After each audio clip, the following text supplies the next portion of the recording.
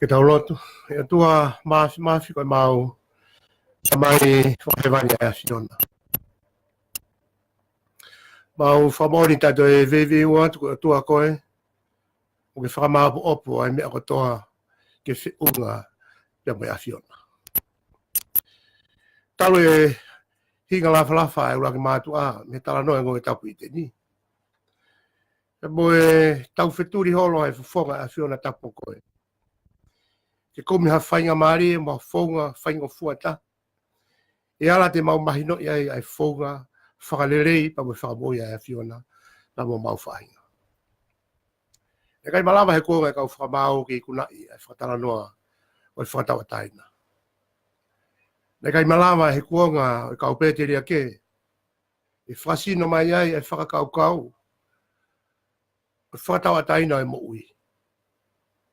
Kai tālunga pia mo kuonga o si suka lai si pia mo hoko tāta mai ko koe ai misa ia koe alo e tua mo ui. Ke iko tau kovi i a kau whalawa i uhiga pēta. Ke whamahino koe halanga e ho mau whakatawa taina mo odi ke whamoe a tua. Pia mo whamore more anga hala e a Fiona. Koe pau ke mau whitauraki mo kalaisi i he koloso kārewa. Whakatai ate mau mo ui he fia whakoloani. Ko kei omi whainga maari mo tuku taimi ki o mau kakai, ui kai hata he tō mui, kai e hau i he tui. Ka malawa ke mau tō mui o ka pau te mau mate he uraki mate o i kai whilo aki mo koe. Kai whiawhini mau whamalo lahi atu pa mo tuku loria, mo si ka inga tonga he whonuadi mo tō apure anga panama tonga. Mau whatawa pe o tua ke tuku tāpu aki mau tō he whiawhini. Tau angi hoko mai ho o wholawholao ni hanga o i ho mauroto. Pene hino iki mau tolu ke hala mo i mo oni pa mo i mo ui. Pa tuke mau ilo ko si sukalais ko i ai pautaha o i mo ui pa mo i hala whununga. Tā pikina mai lo ke whare ho eiki mo hama tā pūre. Tā pikina mai hau e whununga ki toa ka mai puri aka tonga. Ma whaampe o tua, ne hama ngahi ngā ehu pa mo i tala noa mau whanonga he ngā lua pē. Pa mo i mitia, pa mo i anga i whanonga u whai i tonga he ahoni. Ko tala noa whaloloma mo whaamasiwa. Hakuoga mo hawhitu ne fofa he mama lot whaisiane. Ka ko kamata ke tau mo kulu hano mahu inga. O i kai te kaweinga ke a Fiona mela. Tā be uhinga. Ko mau mawai pa mo i wholofola mo kalais. Ko uhinga e ko mahu he mai. O tu ulongoa ai pa tu lawe ngofua e mo uia. Ki whai hono whakatanga i mo whakanga i ko uhipe. Umere mo e.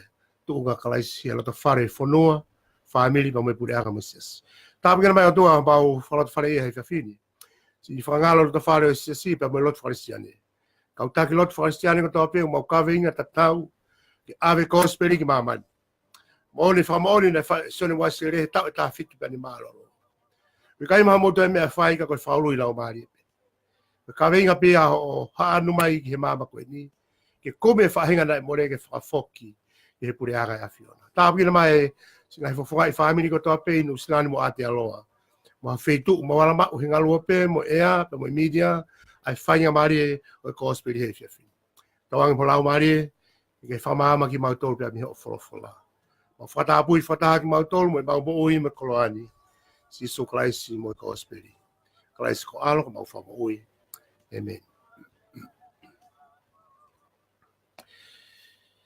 Tau kau fata pe hange ko lotu nai fai e tu koloria mo fafta ila ki o to mafi Ko hiko ne to e whataula mai tau whanonga he wike whaosi o e mahina ula ke tau koe ni. Toi pe ana e taha pe ua e tau ikuna e mahina o sānu ari. Hifo atu e hifo e kamata anga e mahina o whepueri pe toi mahina he o fulu pa tau ikuna e wanoa tahiwa. Ia te au hangia ku tu molere pe tāpe molaka e whanonga ai taimi mo e tau mo e mahina. Ko siso ka laisi wike ki te ala liriu e tangata. Na tau pe me ane a whio au ke ahoni mo hatoi kuonga o au ke ngata anga e taimi e ke whaita tau pe a ka laisi. Na ko tui koe mahu inga ia e tau piki tai o tau tuku tau piki hao tua ui kai whiri waki o whata tau ki hanga e taimi mo e aho pe mo e atakai pe mo e whakalaka kuonga. E kei pehe ai pia sisu me ane a whio lolotonga pe mo e ka hauna foki. O tau hio tuange ne tau kina mo wai loto whare pa neo ngai whainga tau tau whiku ki whaaha mo i. I he sino i whakakaukau ngai koloa whailoto pe mo tau lau maari e. Pe nā mo e anga nofo i wāwhika waki o nofo. Ki malawa pe e sisu na i tau tau kofi a kau whalawa. Te tu he aha tolu me whanua la tō. E toi whoki mai he haere anga ua. Ke ne whalerei, mo whakatoka maari haloto whare, moha mo ui. Na toka tā maki ha kau pia o e whainga tā o e hala whanua. Tau te fito ki he ngāu e u whai he te wala mo se tani. Ko ne whainga ke tuku tā mate, o mau i mo kai haasi, ai ngahi loto whare la. Tā me hono i kuna e te wala mo e whiri, ko kalaisi pa mo i kosperi. Profola honi to ia pe me he. O le rio kalaisi hono ki tohi he evangelio ko luke. Whae wahe. Ti ko matalao me vesi ua taha. Ki no tolu ngofu o i konga. Luke wahe wha. Ko vesi ua taha. Ki no tolu noa. Ko taha ni ngahi ko speri ulo sapati. O i mahina ko February. Ai au beano wharea. Pene ka matarea ke te ina tolu pe he. Ko e ahoni ko whamaoni. Ai potu tohi. Ai potu wholofolani i homo whanongo. Te nau whamaoni ki ai ko toa pe o na wofo i ngai rea maarie na e tō mi hono fofonga. O nau pe he i kai koe whoha e nio si Josefa. Te pe he e ia ke te nginau tolu. Ko pau te mo ai te au ai rea ko e ni. Whai to whama ui koe. Koe ngahi mea na mo whanongo ne whai i kāpane ume. Whai foki i heni he whanua o. Pere whai ato pe he ko aue ko talatu ke te nginau tolu. Koe kai mamaru hapalofita i hono whanua o ona. E molau ilo ai mea o kou tala ki ai, ne tokolahi ai kau whiwhine isleri, ne uitou, i hikonga i laisia. E taimina e tāpuni ai alangi, i tau e tolu me mahina e ono. E hoko ai a fuhonge, ki e whanua akotoa, e tala e haina e kouna e laisia ki he taha, e te kinau tolu. Ka ki he whiwhine uitou pe sare pita. I whanua o saitoni, e ne tokolahi e takata isleri, na ikiria he kuonga o i palofita ko i leisa. Ka tala hei nei whamaa hataha i te nginau tolu, ka ko nea mani pe, aia ko e tangata siria. Ko i nau tolu ko toa pe, na i whare no tu, na nau mātua ki liri, he nau whanongo, i ngai mea ko ia. O nau tutu o kapusia ki tua kolo. O nau takia ki he ririwha, i he mounga na e tuu, ai e nau kolo. Ko e hui ke ri hifu ia. Kaka molu mai ia i he lotonga ka kai o alu o hifo ki ka pane ume. Ko e kolo ia i ka leri, pena ane nofo ai o whai ako ke te kinau tongu he sāpati. E meni. Tau he tuake ne, maanawa mai he koloa ka mai wholofola a honi, e hoko ia ko tau wakonaki ka mo tau whalatarahi i he fia fini. Ki whaika marisi i ko niko, e puke whakamarieni ki o ange masiaske o mai ha tau hiwa, whalau mari me tahanga hiwa, whalau mari o e apini, ka mo e whiohe ngani, tokoni atu pe ki he pole o e ahoni, pe tau toki hoko atu, malo.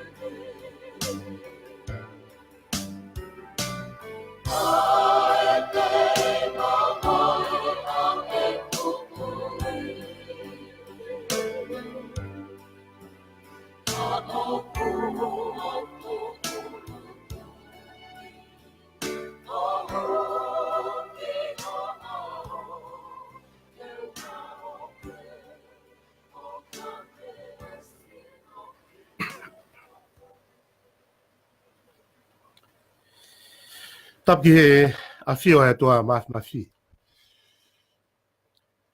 Tau loto ngā koe i Manuela. Tapat ki he fofonga ho eki mo hama tāpūre. Tapat ki he loto whare lotu mo haa taki lotu. Mo e loto whaapapa mo oni. I whaiga mario i whiawhini.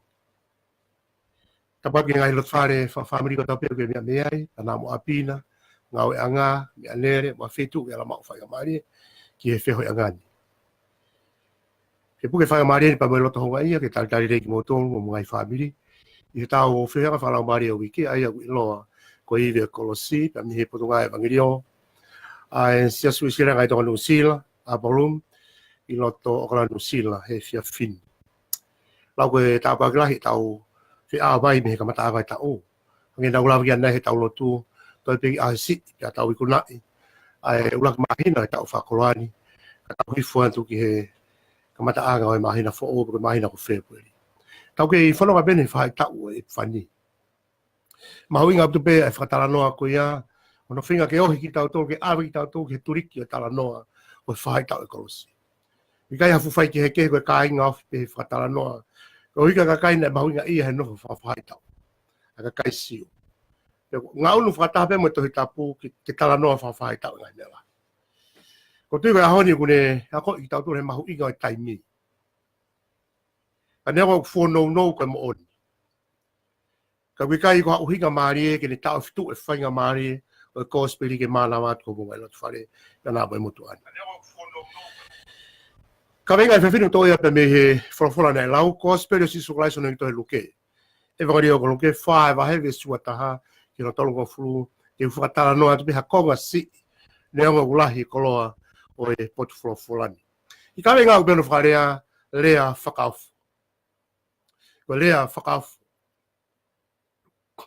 Ko tala noa o ia honi hifo masi su me turiki. Pe ko hifo ini ko kāleri o kuia Nasareti. Whafofua ka maire nei wha pe tolu ai anga lau maire. O tu whahifo atu ai whetu ilo ka ringo Nasareti. Mahiro o pita pe ko no kolo tupu angai. Ko whetu ini na eohi ake pe na lalangai ai ne mo ui. Me loto whare o i motu a koe motu atu funga o Joseph. Lo toko whatala noa o whae si sui ngai tala noa maari i sinakoke. Ko aho sāpate. Ko whare ko aluko pehena e o fofo honau tola. E ngai mea na net mānawa aki. Kawenga lea whakaufu. Ia ki mea mahinga ua te ulawe no no pe ki ai, neonga kulahinga matai koloa o i potu tohini. Ulaki, koe mahu inga tohi tapu ki ako. Koe, o whaike heke hepe ai tu a sino ke koe pe a moe tempare. Koe tempare nei taha pe se usarema, ai nei laga i Solomoni. Pa neonga nei holofa hiri no tae pa apiloni, kada nau te hanga pe o whaafu ou, ke tu ma upe ai mahu inga tala noa o i fofua tempare. Nei taha pe tempare se usarema. Ko sinagoke he taimo si isu ne whakaofiofi ke sinagoke e whange au tupu si inai a ngai whakatala no e kau whao gospeli. Whakatala historia e whakafo ou mei ko sinagoke whange au i he vai taimi o i whakawa whao pe ko taimo si isu i he taimi ko ia. Mei whoringa ta tau pe e whakatala no e sinagoke kainga mo tau ngai whare lotu whakakolo. Aia koe rea sinagoke koe whare whakataanga. Koe whakakaukau. Nau whatala notu ka sāpate na ia si isu he sinagoke.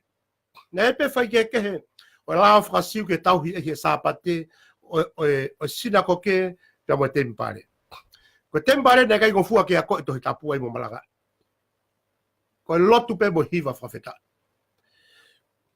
Ko sinagoke na ata ke a koe ai mo lau mo malanga e a tohi tapu. Peko hinga na awhi masi isu he sinagoke, ke wana ha taimi o whepaki ange whakatala noa ke ne hanga o mau e lao whakasiu koe ne e bihono mahu inga.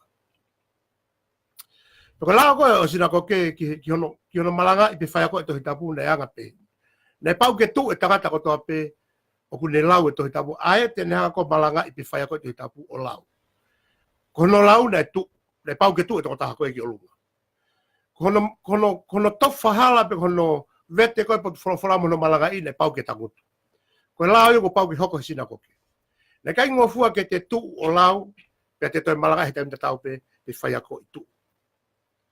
Mahui ngā pita pe whakatala noa koe, ko tae whakakau ka nau whenga ke whakapa apa ki makehe o e aho, pe mo e whekau e aho. Ia i pe hono mahui ngā pito kainga. Whakatala noa mere aho ni ugu. O whakarea e luke konga koe ni. Koe aho ni pe ko pau ke mo whakama oni ke mea nai tala e he gospel. I whakakau laki o koe mahu inga o tohi tapu ki ako. Koe tahe masiva anga lahi taha o lotu whakakristiane whakamāmani lahi. Ka nā mo tonga he siakare si o tautou. Koe si e whainga maari ke mānawa i tohi tapu he loto whare si. Si e whainga maari ke mānawa i wholofola he kautaki o si. Uwhanga he whakatapu. Kono aike mahinonge si e whainga maari o tangata o lotu ke wheo he whakaaho mo i wholofola. Ke lau, ke whanongo ki ai, whalalau loto ki ai, ke whai ki ai mo ki tala noa i wholofola. Pero tui koe mahu inga ia tohi tapu. He kai lawa ke mahu inga tohi tapu ia o toi mama o atu mi siakari whakafo i tui, ka rewa ko mahu inga whakafo i tui, ki he tangata lotu e honi. Koe tahe pore lahi tahe kunga whakafokawa fōu e gospeli. I malai e ngai whamisinare mo ngai whaevangario, e kunga e kaua kome ka apostolo. Na nau whenga apito i longa lahi tahe ngawe a Paula ne whai. Ko evangario ko Paula. Na whenga Paula ke ne mui e whaunga sisu. Osko hanga sisu o whakaului toko tahawa, ka ne no whoi mati wahe whaamo make mahi loki via stafitu. Koe whakarea koe a mati uhe via stahi wahe whao pe.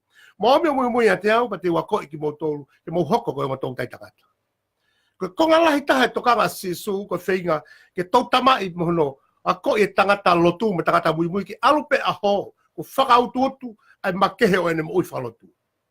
Tai malawa ke ririu ha mo ui ia. Tai malawa ke makehe ha fotu ai mo ui o ka pahe ke tau whekeri he loloto taha o tohi tapu whaka. Na ko tuka pore a honi ko pahu inga tohi tapu ki a ko esisi. Ko tahe mo potu ngawe ilo a sisu na tolu. Na ko ua mahu inga e ni tau whatano he a honi. Kono malanga I mono a ko e tohi tapu ha feitu ubenania. Ko ene mo ui ko toa na e whaki he ngombe ua ko nipa mo whaka mo ui mahaki. Ka kutui ke ahoni whatala noa e wangrio ko luke he tala noa e ahoni. Ai mahu inga ke a koi mo malanga e tohi tapu. Kia te au ko hasiaso mo ui lele ko hasiaso o malohi ke a koi wholofula. Ko rea mahedi ko he ka palangi ko Bible study. Ai ko tau whenge whakaikiki o wholofula ke uhinga maari.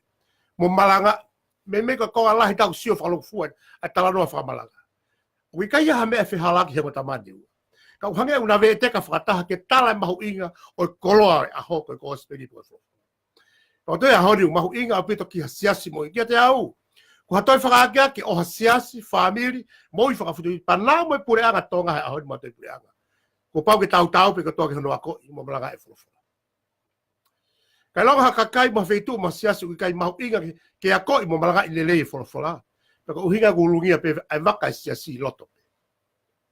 More pe kakai tokola me loto fale siasi. Fesitu agi pe tokola loto fale siasi ko uhi kai uhinga mali to hitapu. Fie mau pe ka faya ko lele. Ka malanga lele he to hitapu, mai to hitapu ko uhi ko kakai na mokalais. O gai ke tui fa teologia he aga teologia ko takata ko to pe ke ne malanga to hitapu. Ka ko tui o mahuga ke o gai mahuinga tangata ke ne falala ke malanga to hitapu. Ko siso na ne ilo pe fukakai, the crowd. Kana kai ke ne o age whainga mari ke nau malanga to hitapu mo ako. Naka uhinga na ne unuhi mai toko tahua me he lot fukakai ko na kai mana. He na ne ilo ko pita pe mo kau ako ke nau lawa whaire nga. O ko mahuia ke siasa a honi ke tau whire kakai totonu ke malanga mo ako te hitapu. Ka kui kai ko toko taho tahe lo ta whale siasi ke malanga mo whai ako. Ko tui e mahuinga ke tau ngawhi ki he tala e wholofola mo e whaunga e o tua. I he whaunga e siasi na mo tangata o maawai mo e whaunga e to hitapu. Ko whatalano ako ni ki he mahuinga o e ako to hitapu. He koe tohi tapu peta tene lawa whakatonu tonu e waka e siasi. Tene hanga whakalele ai loto na toko tāma ki loto whare loto. Tene whakamaama e viso ne ngāwe e siasi. Tene whakalahe tau viso ne ngāwe. Ka toa hangahi uni lelei e huhua ka uni tāpua he loto whare e siasi mo e whamiri mo e ui. Malawa toko taha pe e tohi tapu mo e whorofuna. Na ko tui koe mahu inga e tohi tapu ke a koi. Koe talano a koe whaunga whakasiu ne pau ke a koi mo tua tolu I he wiki. Sāpate, monite mo tua purelu. Ne pau ke a koe tohi tapu. Kamata me ni mai puka. Pana vahe fitu e konga koe peko section e fitu a hano a koi. Koe tangata ke he fitu de a koi. I foi aho e tolu ko he wiki.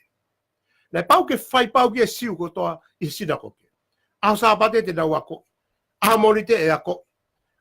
Aho tua purelu pau ke te a koi mo malakai. Kia te au mahu inga au pito. Ko whatalano ako ni, ai mahu inga koe o system ngā awe e sisi. Na wāge whainga maari lahi ki a koe mo malakai ko speri ki kakai sisi. Kai ka tonga, ka pahika ki a koe le rei tau tolu iha mea. Tau tai malawa ki tau whai le rei iha mea. Ono ai monia. Na tau pehe mea whakaako, mea whakangāwe mo lotu. Ko taimiko ku uhinga maari hono a koe iha mea. Whaingo fua ve teka. O mahino, mo talango fua, mo tukulolo. Ko taimiko koe ke malawa ki a koe ki tau uhinga iha mea. Ko tai mahino ha mea o tau tae tui. Ko tau tae tui o tau whihu ia ngahi mea lahi o kaua mo tuunga crisis. I konga whauste ulawe ki ai, no pe. Ulua ki, koe mahuinga tohi tapu ke a koe. Whakapapau o ke whanongo le lei ke a koe le rei koe ki wholofola. Kumi haka kai tena wala whalala anga ke malanga I mua koe ka ke whanongo ki ai. Hangena ulawe ki ai nei, uke kai ke toko taha lotu kota mesi asi o poto he malanga. Pe whiunga ke malanga I kospe. Ka umahuinga ke ilo e siasi ka kai totoni he roto whare siasi te naulawa a ko I mo malanga I whiunga tohi tapu ke nehanga liliu e to onga moi ka kai siasi. Na aku he tu pelo to whare siasi ko tokola he kau malanga mo kau whaiako ke nau ilo e nau mea whaiako. Wapone mora te whakatala no u whai ka ko sisu na ni ngāki whaunga ko. Na ne ilo e tokola he ka kai. Utoni ma whi.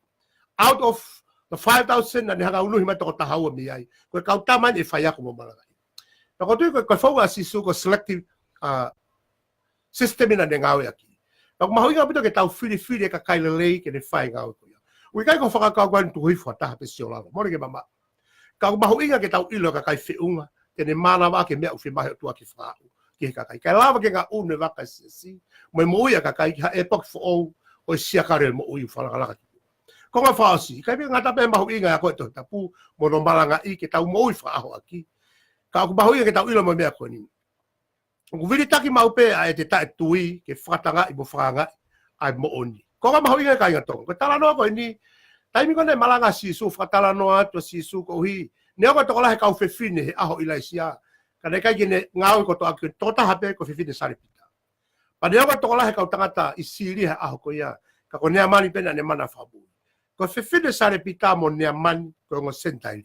Pero uhinga ne fehi ka kai he malanga si isu to ku ko dia fe ana malanga sin dai ka tu ko si o se ke me mahu ko ni kai to we para mala hanga e tau no fo lotu kapag ke tau fa family ha me ke tau fa ko I me lau be ka ta mai ko risko ko na to a si su bo ni ka tau fa family me la pe ko kolo mo tau tu puanga ko para ma ko na fe ka si su na la no hi ko kai ke na usai no malanga si su ngawe ke ngo sentai le fe fine sa repita mo ne amani ko siria ko sendai na ko hono wa ko na ta tu ko sisu ko misaya na ula biga na ko vilitaki ma o ku vilitaki ma pe ta tui ko ta tui ke fatanga mo franga ai mo oni na fenga ke ava sisu ori heri fa mo se ke be ba ko ya kai na fatala no atu ko fare ko he aho ko o Filipe monata ni la tala ke Filipe kanata ni ha ke ta o sio ya sisu se ke tari ko ne fai he to ako nata ni la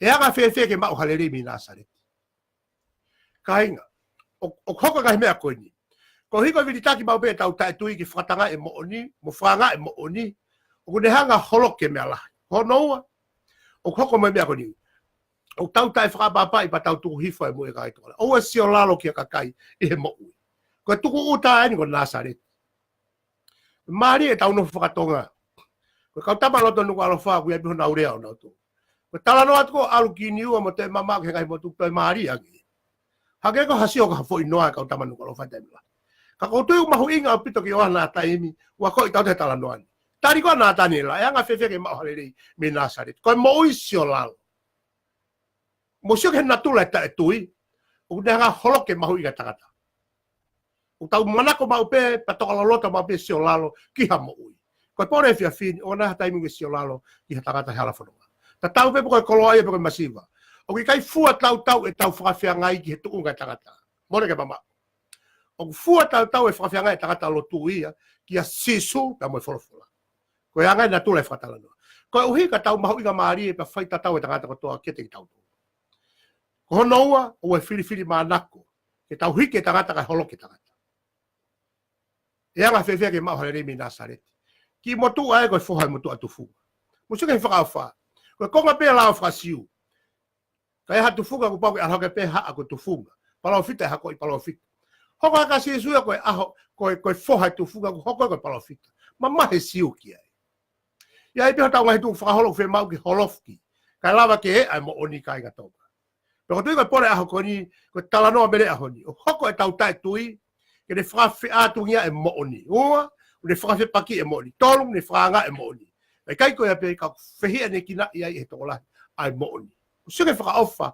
o tala no a honi o se fa tala no ai na nau kamata na nau ofo fa o si na fehi e fa tala no asis ko ko poi ko fam ke veloki ko taulo to a honi o hoko mau pe ta tu ia to la ia ke ne hanga holoke me la fa tanga e me la fa nga e mo oni fa fe atungia e mo ni fa fe paki pa ko tanga mo I franga ko ki he mo oni tangata mari he historia ki atau ke te lava ata franga e sisu mo ni ko tau ka venga fai ko no fra o mo ni ki mama ka kai ko franga e mo o te pore a ko ni pore ki tau to o na hata mi ko hoko te hoko ko ka fa osia ko tu ki aga ko speri mo Christ ki aga kai pe ko ha mo ui ki ha mo ui wa ta mi lai hoko e tau ka mo ui ta to ko tu ki aga pelo to fare to family pa na mo to fare sis ko me fa lo ma ka hoko mo e ka lo tu ko tu ki anga po ma tu ki anga o hata lo to faris ke te usangi te alo no foi lo he ko pore mahu inga taha ahoni o mahu inga au pito ke tau whalala he tau moi whalo ke hoko tau moi ko si pinga kraisi ke ne teke kakai ke nau manako ki he moi whalo ka kui kai kono teke kakai ke nau si tu a me moi ko tala no e ahoni nai maari au pito pe ko tu ko pore ahoko ni o na hoko tau moi ko hatu ki anga o hakakai i herea ngā ue mo tonga moi mea lai tō